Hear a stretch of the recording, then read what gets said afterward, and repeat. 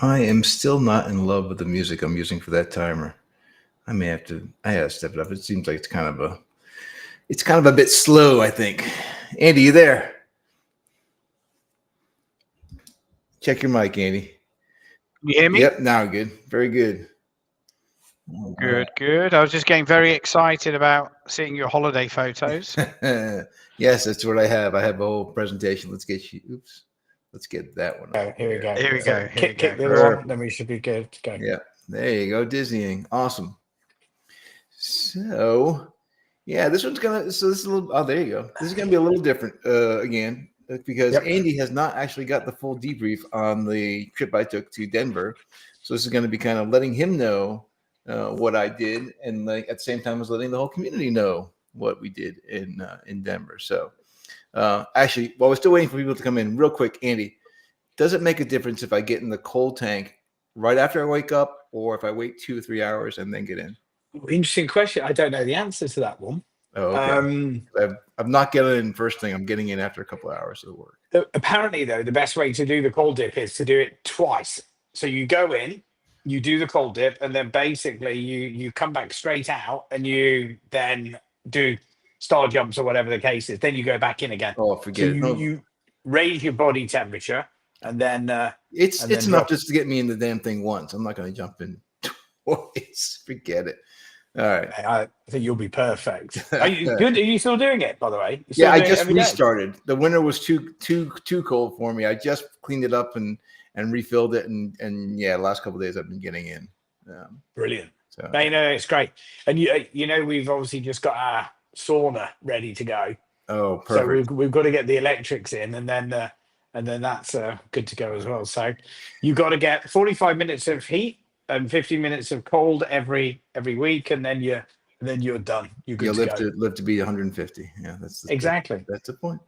If we want. I'd like to a healthy 150, anyways. Exactly. So all right. So EthDenver, big event, right? It's actually kind of. I felt like for me it was a kickoff to the conference season for us, right? Because I'm Yeah. going in another week and a half to San Francisco for GDC, which should be a huge event for us. This felt like a really good way to get warmed up and work on the approach and talk about all the benefits and get us started with a small amount of games that were at EthDenver because GDC is going to be just packed full of games that I think we can help out. So it's a good primer. But then after that, right, there's Token 2049 in Dubai that you guys are going to go off to. Great. Now there's an Unreal festival down in Orlando that I'll be going to in June. There's Gamescom in August. There's Games Latam in Sao Paulo that we'll probably make a trip to, or I'll make a trip to.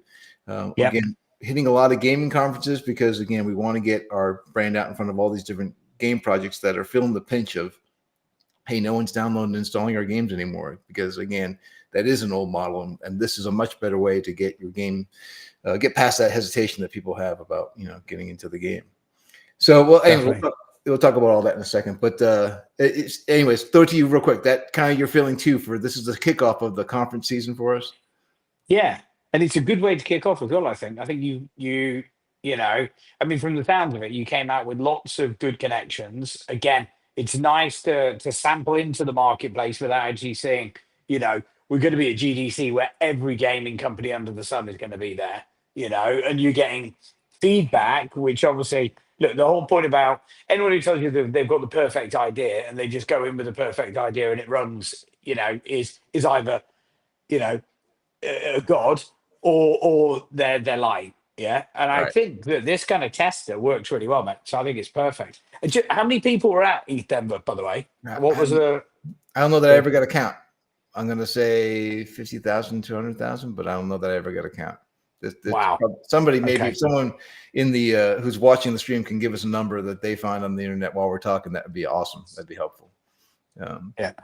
So yeah. So I'll bring up the first. I bring this. So I created a slide presentation because you know me and I love slide decks. So, Holiday photos, mate. That's it. I've got my beer to go with the holiday photos, by the way. So I'm ready, settled in. There it is. Off we go. EthDenver. Right.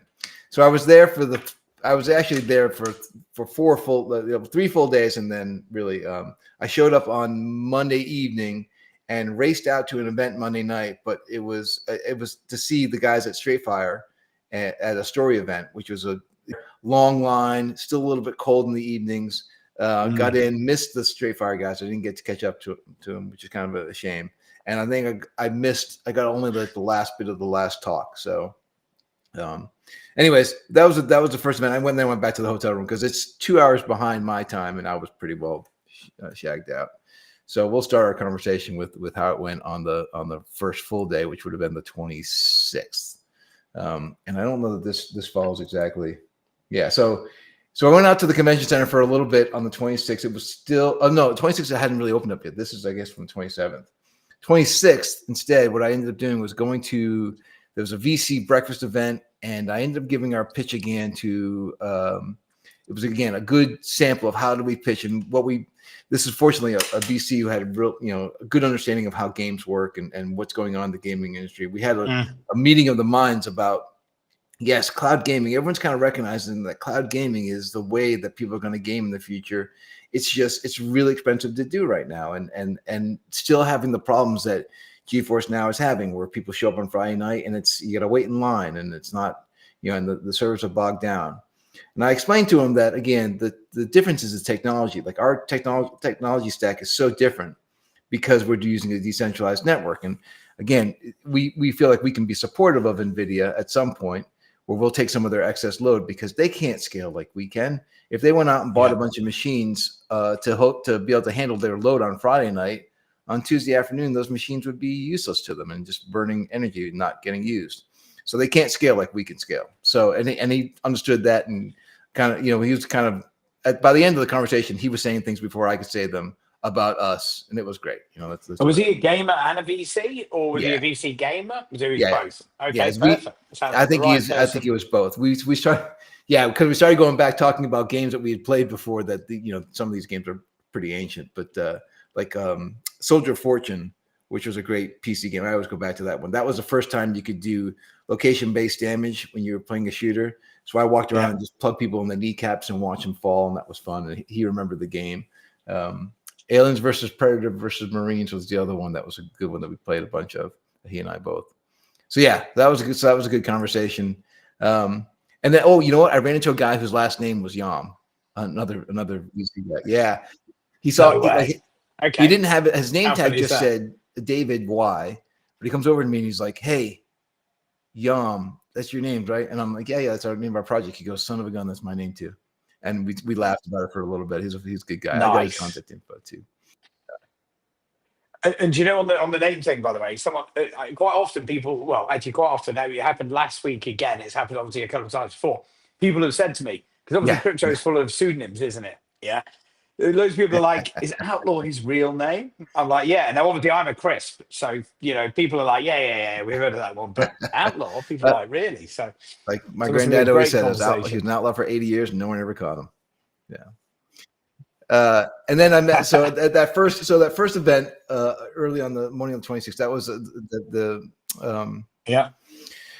I met another guy who's got actually. We're going to talk to these guys too. They've got a game that they made. It's an Unreal, but he had a demo on his phone, but it's installed on his phone. And we talked about, again, downloading and installing to your phone has got everyone all weirded out, especially if you've got a wallet on your phone. Like, no one really wants to install a game on their phone because, like, if that phone breaks into my wallet and steals my stuff, that's why another reason why cloud's going to be so important for the next cycle, because people are very leery about installing games on the phone. But he had a really cool looking game. We're going to talk about and it's built in Unreal. But it was made for phone play, oddly enough. But because it does use the accelerometer, at least the tilt of your phone, and a single thumb can direct the whole game, which is, again, great for us. So anyways, we're talking to him. He's taking the next week off. We're talking to him this week coming up. From there, I went to the convention center again. It was pretty quiet, but on that day, that first day, that Wednesday that I went to the convention center, really the hackathon was going on, and they had like two big buildings. One was a big arena that I think they hold rodeos in, and one is like a convention, right? Wow. And that one that had the rodeos, it's an arena, right? There's bleachers, and it all looks down into the center section. And down there were just all set up for hackers. They had tables everywhere. and guys all working together. They had beanbag chairs and everything, and the room was left dim because programmers like to work in the dark. So it was kind of funny. I walked around and looked for people who were working in Unreal. Didn't really see very many, but I didn't want to interrupt anybody anyways. And it was still kind of getting early. So that was that building. And then I tried to get in the other building. They're like, no, it starts tomorrow. I was like, oh, that's right. And then so that was the first. Oh, I guess that was the first day. So tell us about the whatever it is. I forget what it's called. The Tesla, whatever it is, X, this thing right here, or something like that. Was that? Yeah, was it's that wrapped a with. Is that a wrap? You can't read it. It says Doge. No, we can't see it. It says Doge. Well, it's got all the Doge. It's got all the Doge doggies in the. If you can't really kind of make that, it looks like a polka dot pattern, but it's basically the Doge dog over and over and over again. But that happened again. That was on the second day. I haven't really gotten through all the first day stuff because that first day, Andy, that's when we were invited to sit in with OV at that closed session. So our live ventures, right, who were backing us. Yeah, and that was a small one, wasn't it? So it was literally 8. Was it the dinner? It was like an 8-person dinner or 10-person dinner? No, it was more of a lunch, and it was 10 people, 10 other projects like ourselves who were backed by OV, and it was just before their big event at the same space. So we get there an hour and a half early and spend an hour talking about OV's Live Ventures vision for the what does he call it? The post-internet. The next post-internet, and that was really cool. As a matter of fact, I think I just dropped into our Telegram a video because they asked me to do a quick interview, and I dropped them some lines they included in their big wrap-up video. But it was really about most of the projects there were all about AI. We were kind of I guess there was 2 of us that were there talking about games because AI agents is the big spin that was and you'll see. I'll talk about that as we go through the rest of the deck, but. Yeah, AI was like the big draw for most of this conference, and when we talk about it, we said AI is great, but it's becoming the buzzword that everyone's throwing into their deck and not really meaning it. They're not really using the. I mean, yes, some of them are going to actually build AI agents, but it's going to be a glut. I expect it to be a glut. All the walking around I did, I found a few other. And I don't actually know how much you understand this either. But the way the games work, right? You've got the client side and you got the server side. We do the client. Yeah, right. Yeah. And the client is what's installed on the computer that, in the normal traditional way, you install the client, the executable on the computer, and then the server is held somewhere else, usually on Amazon, right? There are a lot of decentralized server projects out there, and we're partnered with Metagravity and others that they're actually doing a decentralized, serverless server kind of thing. But I have yet to find anyone who's doing the client decentralized. I mean, no one really. The people who talk about it are still doing their client centralized, and they're doing like an orchestrated decentralized. But seriously, everywhere I looked, I ran into 3 more decentralized servers, but still no decentralized client side of stuff. Which is good. We own that. So we like it. Yeah. Don't tell them. Don't tell it on a restream. Whatever you do. Yeah. Right. So yeah, the OV meeting was nice. We got to meet, and they've added me to a private Telegram group so I can talk to the people who were there, and we can continue that conversation. We did a few bits of passing, like, hey, you're a startup company. What's the best way to find VC? What's the best way to approach new clients? So there was some information sharing that was not necessarily just about our projects, but about business life, like how do you run a startup company. So that was kind of cool too. And just as a bit of context for people, I don't know if they know this, but OV, I think last year was the largest VC investor out of all VCs. So that's including AI, it's including DePIN, it's including every VC, A16Z, and that's by volume, obviously not by value.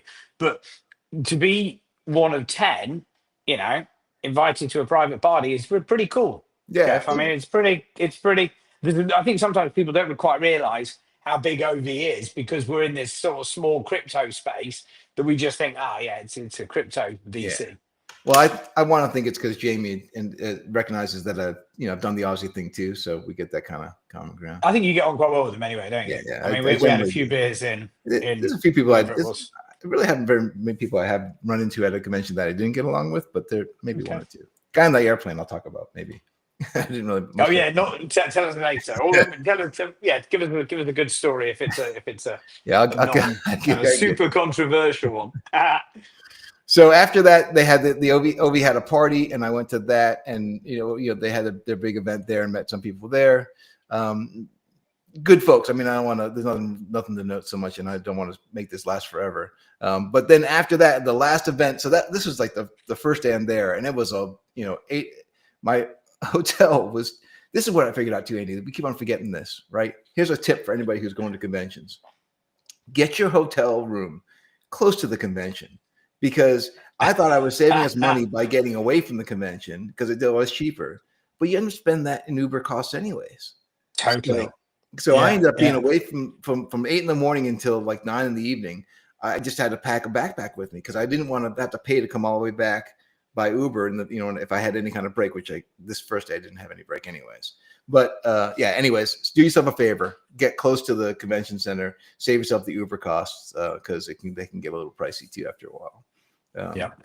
So anyways, the last event that first day was the BGA event. So Blockchain Game Alliance, they held an event. They had the guys from Scale there, and Sebastian Bourgeot was there. Am I saying that right? Bourget.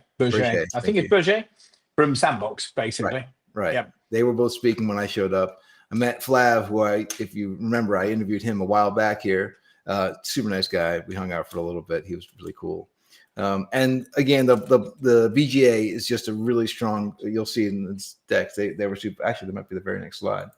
Yeah, they are. So they had a setup at the convention. So going to the next day, after hanging out with them in the evening, went to their booth, their subspace, and met some cool folks. You'll see that big bald head in the middle. That's me, right? I was so thankful that they got. I wouldn't put this up, but they posted it on Twitter already. Now everyone knows that they can see that big bald spot from behind. But so the fellow I'm talking to actually in this photograph, he's actually we're talking a little bit too. He's from Discover.Games. They do game jams around the world.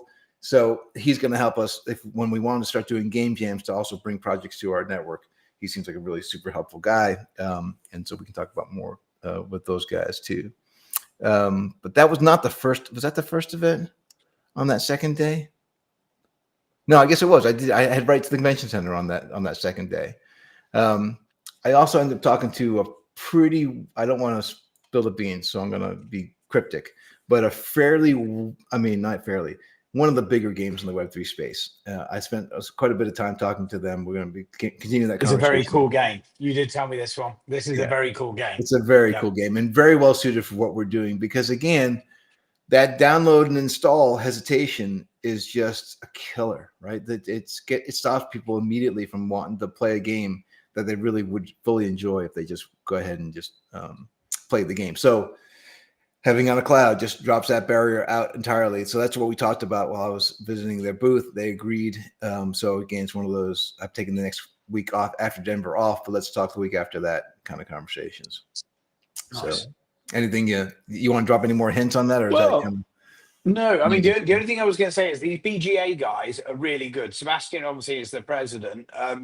But when we were at 2049, we came, I think we were actually runners up, but they were like, there was loads of people who were doing physical games.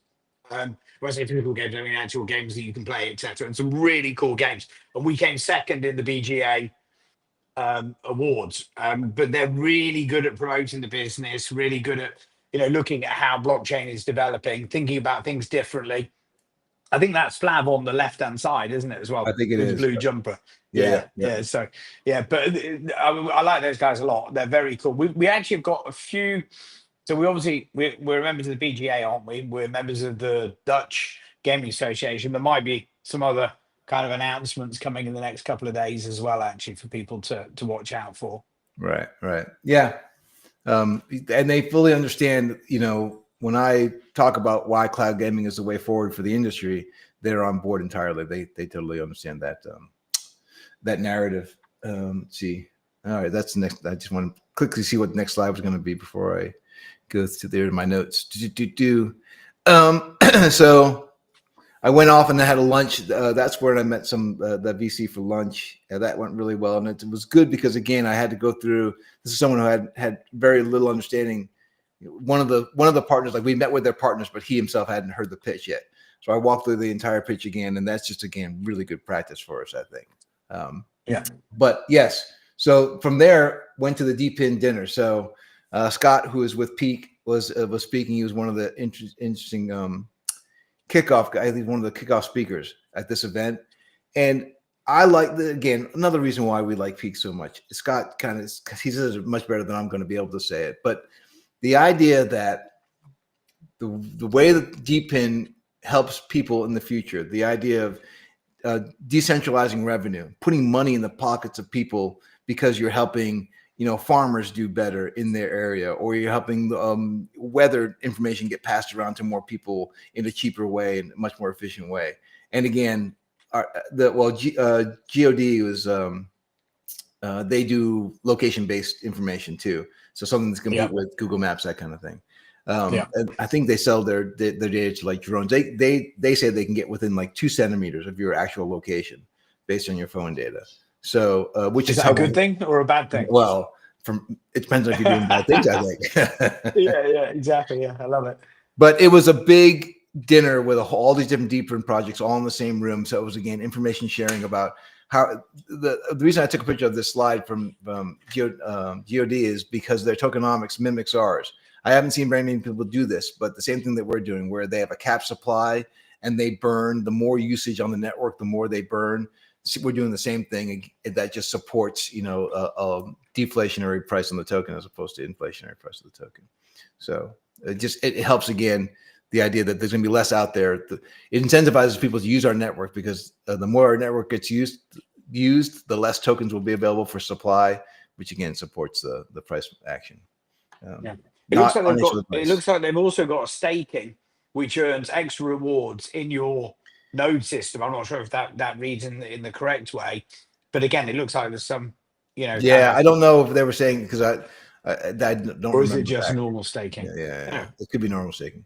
Anyways, it's great to be in a room with people full of DePIN, not because we're all geeked out about the technology, but like Scott, I'm geeked out about what it means for societal, change, like the idea that we empower people who are low enough down the ladder. You don't have to own the corporation to have to get income from a project. You can just be a portion of the project, right, by owning a device or running a node. So I very much like that stuff. Oh, here's a quick.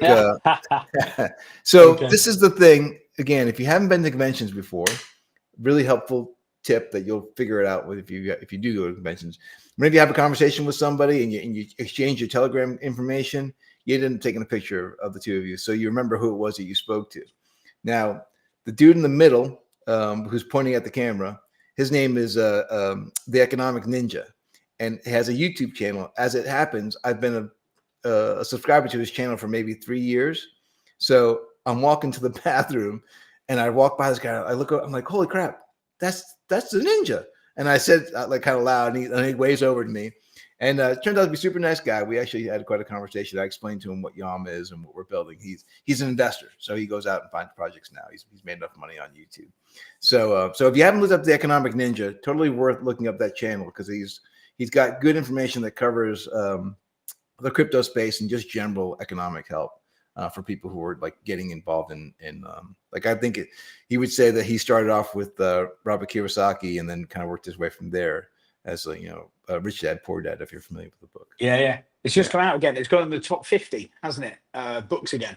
Yeah. It's like, I don't know whether it's having a resurgence or whatever. Well, I think in general, people are starting to they're starting to recognize that they have to get some kind of economic education. They got to learn what finance really is, because otherwise they're going to get rolled over. This is one of the other upsides of Bitcoin and blockchain being a thing now, is so many more people are getting educated on what finances are, or how to manage your finances, both macro and micro, which is awesome. It's one of the things that I know in the States anyways, severely lacking. You don't get taught that stuff in school.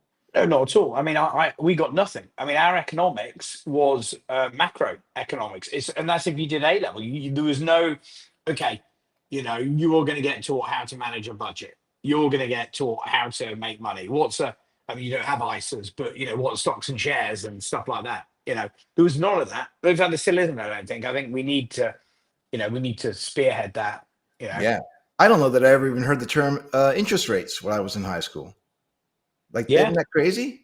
Like, how do you yeah. not? And I had, I don't know, maybe I thought a lot of good classes and everything, but economics is just hidden from people. But this is kind of forcing people's hand into it. So yeah, so let me make sure I'm keeping up my notes. Can everybody else see all? I can see 4 photos. I'm not sure if everyone else can see 4 photos as well. Can they? They should be able to, yeah, the whole screen. Okay, good. Yeah, no, all it is on my phone where so my Oh, camera doesn't right. seem to work. I can only see the one.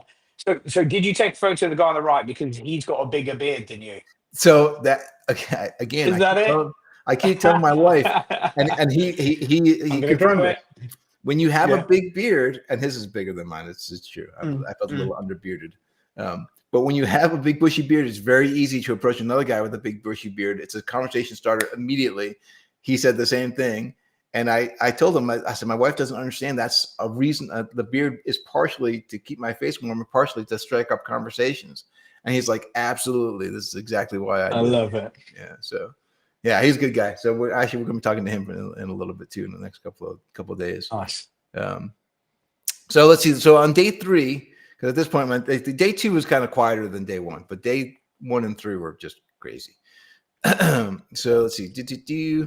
Yeah. So went to the convention hall early on. We talked to that's actually when I was at the BGA booth and hung out with the guy there talking about Discover.games and other game jams and things. And then I went to, and that's where most of these pictures come from. I went to a VC meetup, and holy cow, it was just full of people. It was like speed dating for VCs and for projects. So very easy to walk around and talk to people, except for, and that's actually where I met Ninja and all that. I was in a rock band when I was in high school, so my hearing, it gets half shot when I'm in a room full of people talking. The din gets a bit much, but it really was cool meeting all these different projects and all these different investors, and some of them are like some game projects. I met a really cool game project that we're probably going to talk about bringing on. Some of them are VC who want to know, hey, when you're doing, when's your token dropping, when's your TG, and others just really interested in the technology and supporting. Having their technology support our technology.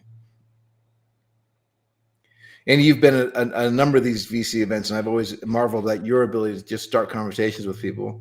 I was doing my best imitation of you, because flying solo is it can be a little intimidating. Yeah, definitely. I mean, it is 100% intimidating being on your own, isn't it? But again, maybe I'm now thinking maybe when I go on the next one, which is Climate Games London, which is 100,000 gamers, although apparently there's a lot of retail. Maybe I'll try and see if I can grow a beard for it, and then I think, well, we'll see. I think, it depends if they're gamers, and they're young or they're going to be down in game studios and stuff like that. But yeah, maybe that'll be the way forward. It's funny. One other story too. There was a guy I got into conversation with at one of the parties. I think it was a BGA one. He's talking to me, and I'm explaining what we do, and he's like, I think we might be competitors. And I said, well, I would be surprised, because not a lot of people are doing what we're doing. And it turns out he's probably a server side again, not the client side.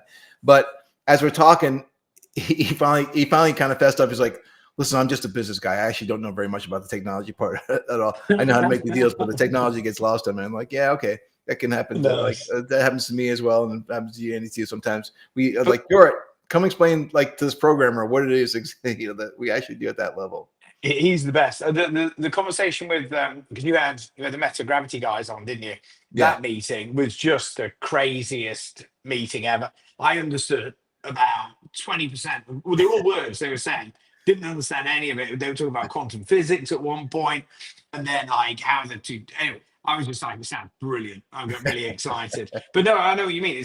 But I think the phrase. One of the things I love about crypto, and I'm not sure if you're the same. Well, we've discussed it a number of times. Is in the land of the blind, the one-eyed man is king. Yeah, and it's like because, and again, I think because people don't really know everything, and the same goes for cloud gaming, and it is so new that when you start having conversations with people. First of all, they get shocked by the words, and you need to dumb it down for them. But then once they get to the basics of it, it just becomes really like a bit of a no-brainer.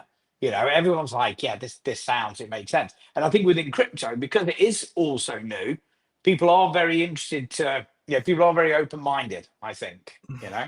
Well, we get the ranges, the independent studios and the smaller studios are like, okay, yeah, we want to make this change. The big studios are like, well, until somebody else does it, we're probably not going to make our tries. And again, that among other reasons is probably why those large studios are going to really struggle in the next cycle. They're not catching everything I went over in that last video that I did, right? The longer video on the state of a video game, which again, that's a plug. And that's a great one, by the way. Yeah. That's a great. If people haven't seen it already, they should watch it.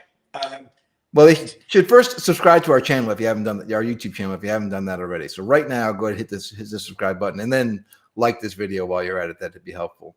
But yes, go back and watch that video if you get any interest in finding out like what's going to happen to the gaming industry, because either you're concerned because you're a part of it, or you're concerned because you're a gamer and you want to make sure that those big games stick around forever. Yeah. I was going to say, one of the things I think that I'm sure, looking at the names in the chat channel and stuff like that. Actually, it's funny. Nerdjam was basically, I have no clue who these people are. Yeah, me neither. Don't worry. You know what I mean? They look really interesting. So good photos, Jeff. Well, the only one you might know again is the economic ninja. This guy here in the middle. Okay, the guy in the middle. But I mean, what I was going to say is, if people don't know anything about you already, Jeff, you are very understated. You don't oversell yourself. You don't do this, but you know, within the gaming space, 25 years in the gaming space, I've met a lot of gaming people. A lot of them are very high, kind of high ideas, high vision, etc. You've got that, but you also understand how to dumb it down. So I would even say in this kind of technology space where you and I maybe need to go, right, Jorit, get in this. You're my go-to guy for the gaming space. I'm like, right, how does this game work, and how does that kind of interface? So the fact that you're out there talking to these guys who are probably the majority of them not gamers at all is great. So it can be 50-50, right? So, but I have had the good fortune of working with a lot of really smart programmers. I think Jort's kind of at the top of that scale. But smart programmers who I can get to, who are kind enough to dumb it down for me and walk me through it, or help me visualize what it is I need to understand to help do my job of scheduling and budgeting and all that stuff. So it's lucky that I've met the people I've met who've been as good to me as they have over these years. Yeah. What's the best phrase? Talk to me like I'm a 5-year-old. Right, exactly. Explain to me like a 5-year-old. Right. So after that, after that VC event, I went to the event that was hosted by BitLayer, and yeah. So and I think, and part of the story, but so I go to the BitLayer event. It's really very Bitcoin focused, and I met Charlie, who backed us. The original YOM, super nice guy. It was being hosted by the Edge of guys, who I know them from back in the day, and they're again really nice to me. They did some introductions for me, and I met a guy who's again one representative from a small game team who we're going to be talking to also about getting their small project, their indie project, on our network. And I'm talking to that guy about his game, and it's kind of the end of their event, and they yell out that, hey, we're gonna give away this motorcycle helmet, and I'm like, oh, motorcycle helmet, okay, I ride. So I'm standing talking to the guy, and they call out a name, and it's not my name. And I'm like, okay, well, there you go. That's the whole contest. But that person didn't respond. So they call out a second name. That person also has already left, right? Third name, that fourth name, person left. They call a fifth name. That person also didn't answer. And I say to the guy I'm talking to, I'm like, wow, I do hope they call my name. As soon as I said that, they called my name. And I'm like, son of a gun, I want a motorcycle helmet. You should be like, can I trade it for something? I don't know. Well, I was excited at first. It's got the BitLayer logo on it. I'm all excited. But then immediately it dawns on me, I got to get this home on the airplane. I'm going to do that because I've already got my carry-on and my, the one item. So for a day, I'm leaving the next day, early in the morning. And actually, I still have one more event to go to. So I'm carrying this thing under my arm, walking 1.5 miles to the next event because it was like 0.7 miles. It didn't feel like buying an Uber for 0.7 miles. So I'm walking down the street with this box in my hand, trying to figure out how I'm going to get to the airport. I call my wife. I'm like, listen, I want a motorcycle helmet. She's like, what are you going to do with that? You haven't, I sold my bike. I sold my bike to buy Bitcoin like 3 years ago. Yeah. And I've got two motorcycle helmets already up in my closet that aren't getting used. So she's like, what are you going to do with that? You haven't got a bike anymore. I'm like, I know. I'm trying to figure out if it's I'll figure out if it's worth me shipping it home, how much it would cost and everything. Well, the next morning I get in the Uber to go to drive to the airport. You know, it's still dark outside. It's 5 in the morning or whatever. And the Uber I get in, the woman, she seemed nice enough, but the front windshield of her car is all cracked. And and I'm like, oh, you can see where a couple of rocks have hit it. She's like, yeah, I've got to pay money. The insurance isn't going to cover it for some reason. Her insurance doesn't cover windshields. So I'm starting to feel bad for her. And it's dawning on me, like, I could just donate this home. I could bring it home and sell it and maybe earn $15, or she could sell it here and earn $80. So I said to her, hey, in the trunk, one of the packages I put there is a motorcycle helmet that I won in an event. And honestly, I just don't know if I'm going to pay to bring it home. Would you like it? Maybe you go ahead and sell it in the market. She goes, oh no, I ride and I have to actually go up. My helmet's busted. So I have to go out and buy a new helmet. She said, I would love it. I'm like, listen, I don't need anything for it. You go ahead and take this off my hands. Congratulations. You got a motorcycle helmet. That's brilliant. Yeah. So that felt like my good deed for the day. It's like timing. You're giving it back, mate. The karma's going to come back. Yeah, I hope so. We'll see. Yeah. Definitely. I don't do it for the karma coming back, but it's in like a good course. Right. Yeah. So anyways, that's the story about the motorcycle helmet. And that's kind of all the slides I had to go through.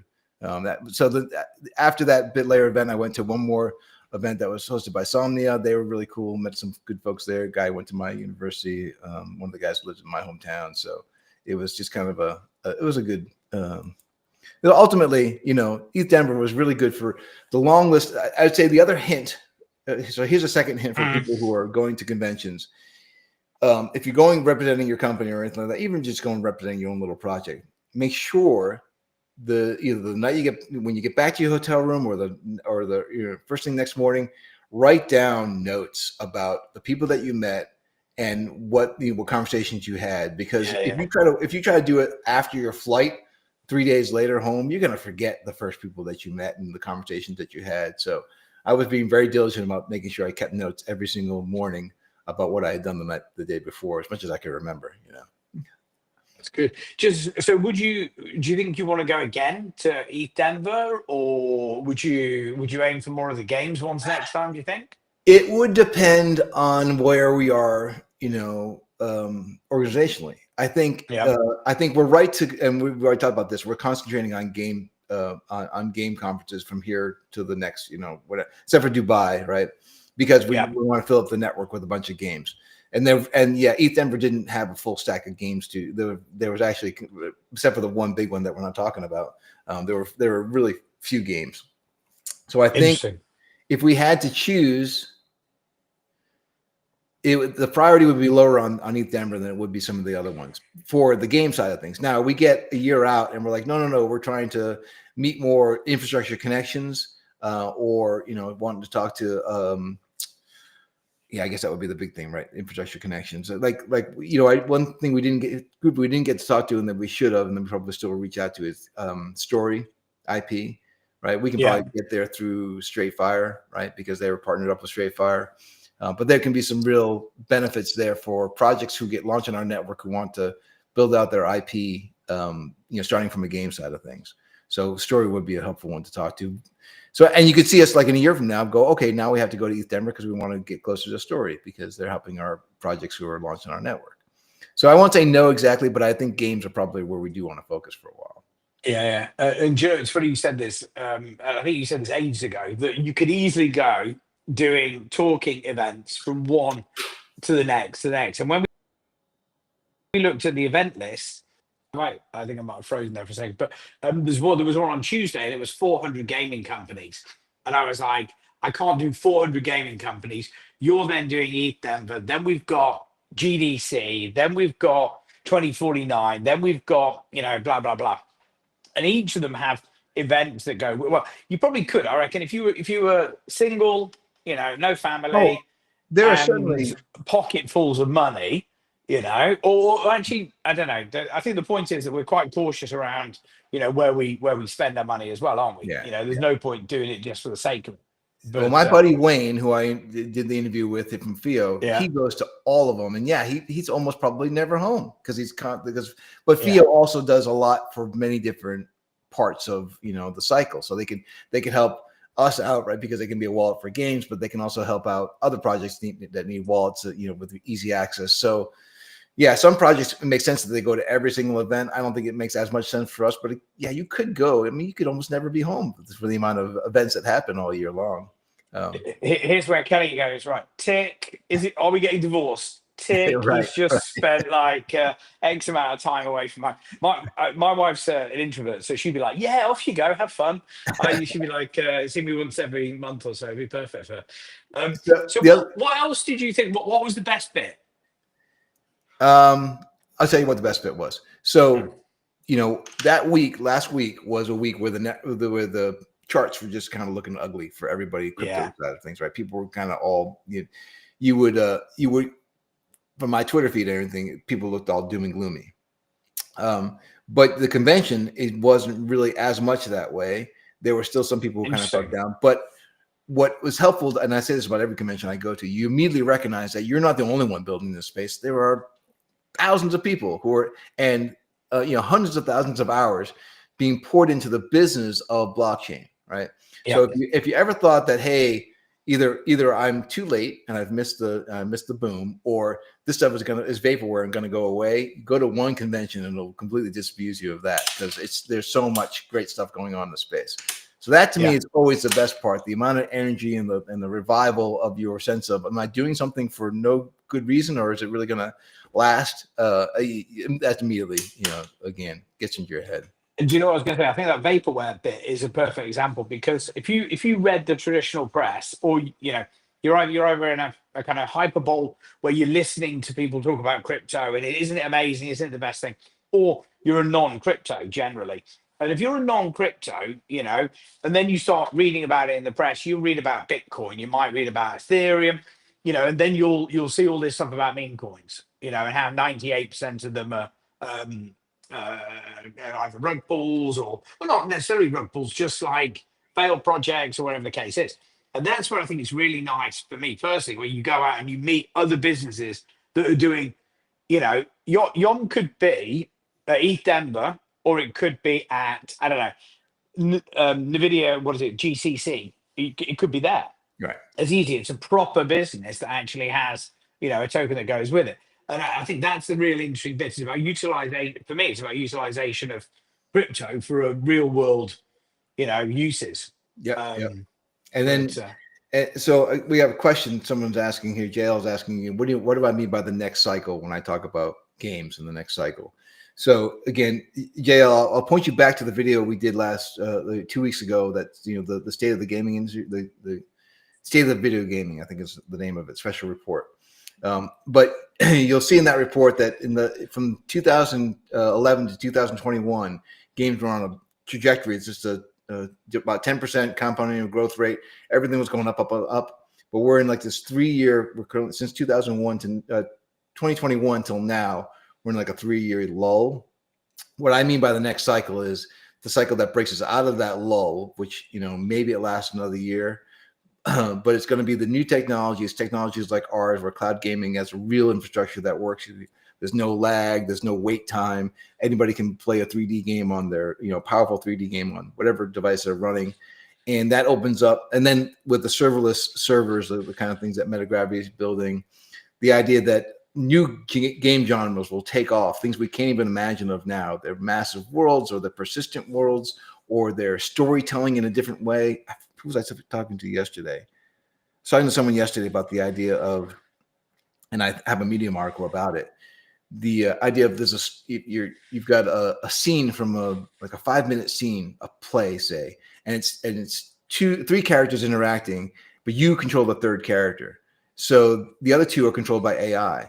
And when a decision point happens in this scene, you decide to say whatever the hell you want to say.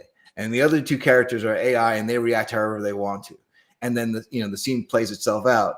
Now you take that video and you put it up on our a site that aggregates these things. All of a sudden, every time I play one of those scenes out, I'm the funniest one. So everyone's subscribed to my channel so they can see me play out the scenes however I would play them out, because I write the funniest lines, or you write whatever. But you'll see storytelling take a change because AI will play in, and you can do this in 3D. So like I'm saying, the next cycle is not going to be what you recognize as games now. They're going to be shorter experiences. Again, it's all part of that report, and different game genres we haven't ever noticed before. That's what I mean by the next cycle. Do you know the interesting thing is, and there's obviously another name that we can't mention. I hate doing this where you like, yeah, I'm going to tell you some really interesting stuff, but not tell you who told us. And I was thinking there's 3 bits, 2 bits. You know, the people that we've been on conversations with who are like, yeah, the next technology cycle, the next gaming technology cycle is coming. You know, be ready for it. Yeah, you do indeed. Yeah, and they're like heavy duty. You know, probably top tier in the entire space. I think that's a really interesting one. But when we were talking, I'm sure we can mention this actually.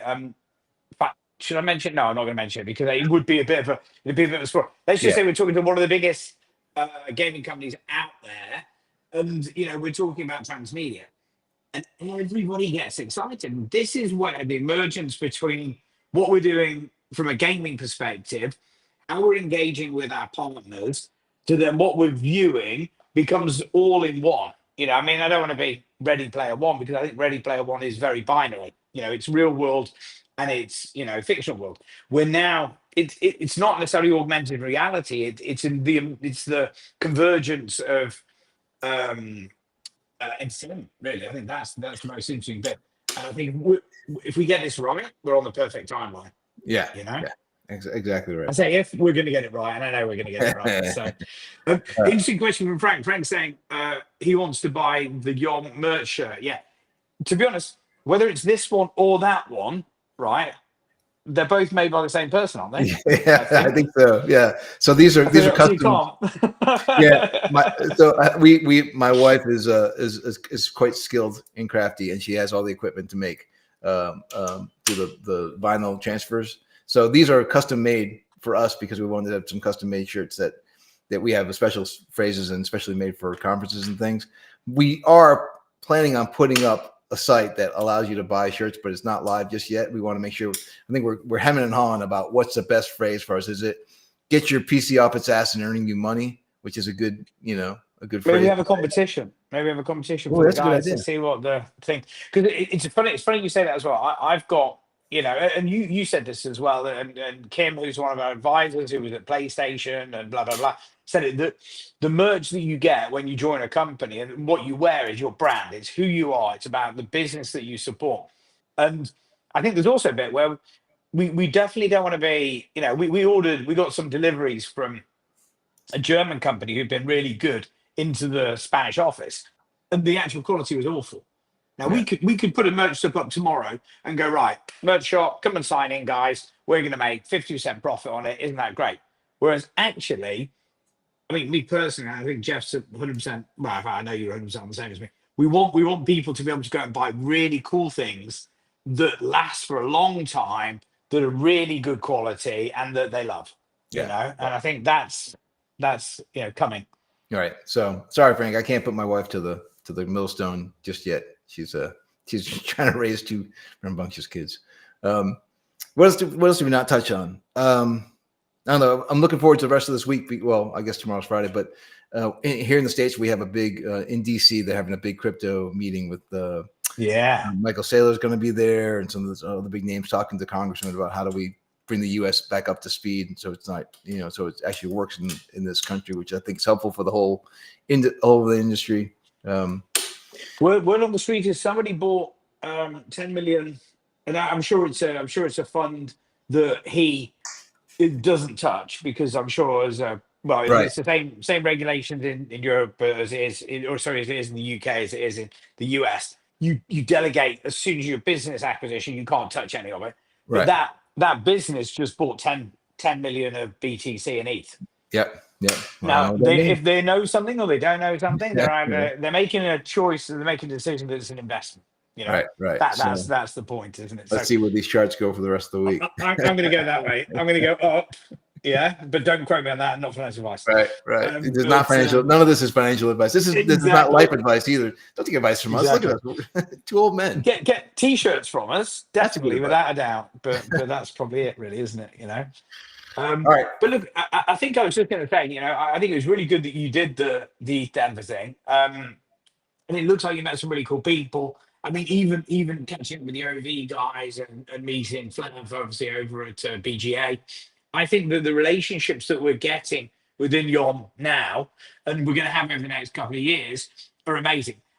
What I found, you go to the first time you go to one of these conferences. I know you were at EthDenver. You were at EthDenver last year, weren't you? As well? No. The first one, Okay. I think New York and NFT NYC was the first one we went to. Okay, that was first, and that was a bit of a, I mean, we both got on stage, didn't we? Which was Right. good, and that was obviously a positive. But I think what you find as well is that repetition, and because the market, the crypto market, and the gaming market, it's big, but it's not that big. You get to these events and you start getting to see the same people over and over again. You meet them over and over again. You're reinforcing relationships, and I think that's the fun bit. What were you gonna say? At least twice it was, hey, let's trade Telegram information. And as we scan his code, I'm like, oh, we were talking back in May. We let it die. And yeah, there's a couple of times that happens too. But it's actually a funny story. They did the same thing. We've done the same thing. So yeah. It's good to get reacquainted. And it gets it back up again. Yeah. I think this year is going to be it's definitely going to be a big year for YOM anyway. But it's going to be a big year for events. It's going to be a year where we're going in, meeting the same people again, having new conversations, reigniting conversations, as you say there, which you just don't do.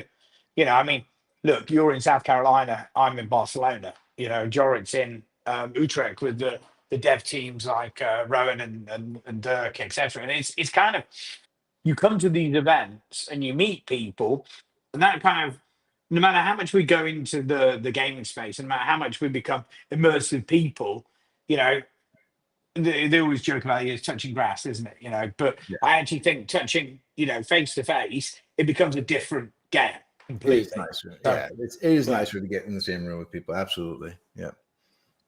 All right. We need to make sure there's no photos from the back next time, Jeff. Okay. I'm gonna spray paint or something like that. I don't know.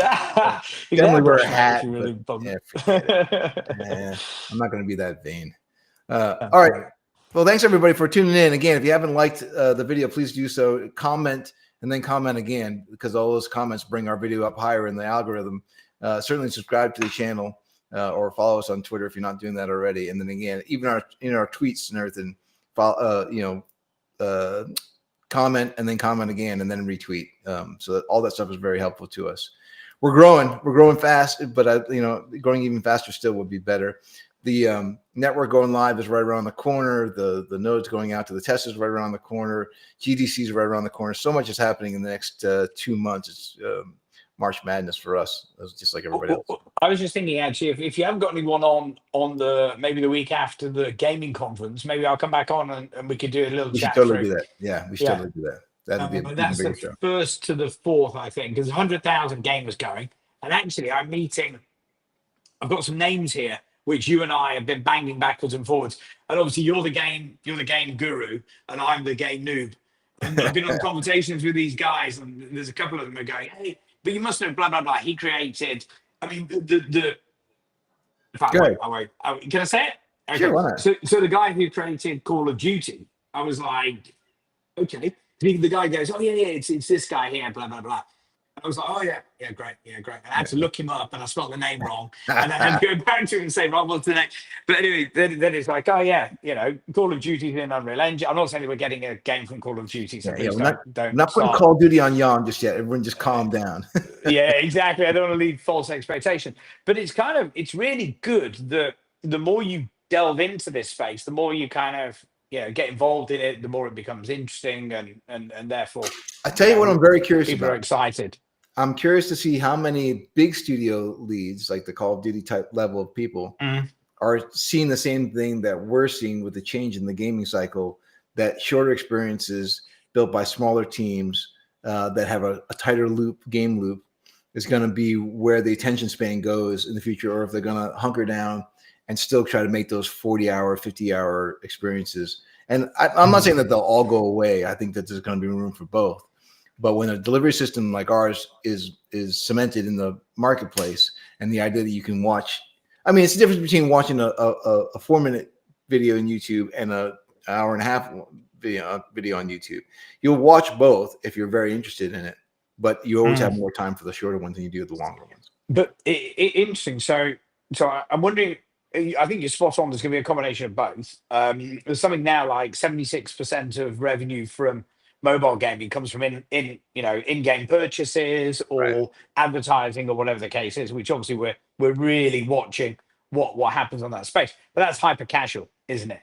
And there's a bit where my son's just gone and played Last of Us. Yeah, buy it by the way.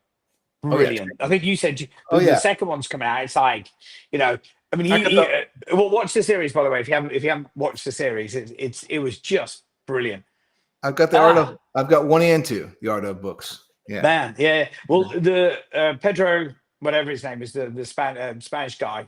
He's a bit of a god in our house. It's a bit of like, but not Pedro Sanchez. He's our prime minister. But I forget the guy's name. Pascal. Pedro Pascal. Anyway, so yeah, but it's interesting when they're playing those games. There's almost like a combination of both. It's like, there's this kind of hyper, very short play, battle zone linked into then a video, which you could stop at the video point and then you can craft your own equipment. And I wonder if there's going to be the two extremes and then there's going to be this piece in the middle. And I think the nice thing with YOM is that you could probably have, we could handle all of those, but I wonder if there's going to be a default position where YOM, you're at work and you basically, I don't know, you quickly craft an item, which is going to take 5 hours, and you press go and off you go. A bit like you do with, Clash of Clans or something like that. Well, as we've said to the big studios, right? Is don't spend 3 years making your game and then launch the first chapter. Launch a second chapter. Do it in episodes, the way a TV series does, because then you can react to the way that people are seeing the game, and you haven't broken the bank to find out that no one's playing your game. You can build up an audience slowly over time. All those things are much more available to us. If I told you, hey, Andy, download season 1 and install it, and then download season 2 and install it, but you got to update your drivers. Then download episode 3 and update your drivers again. You would not sit there and install each episode. No, but when you have a cloud, like one that actually works, like we're building, then doing it episodically is a lot easier for game developers. Yeah. And actually the bolt-ons are where a lot of these companies make their money, isn't it? So it's like, okay, you do the first bit, you then sell the next bit, then you could play the piece over here, which is on the web browser, that bolts back in.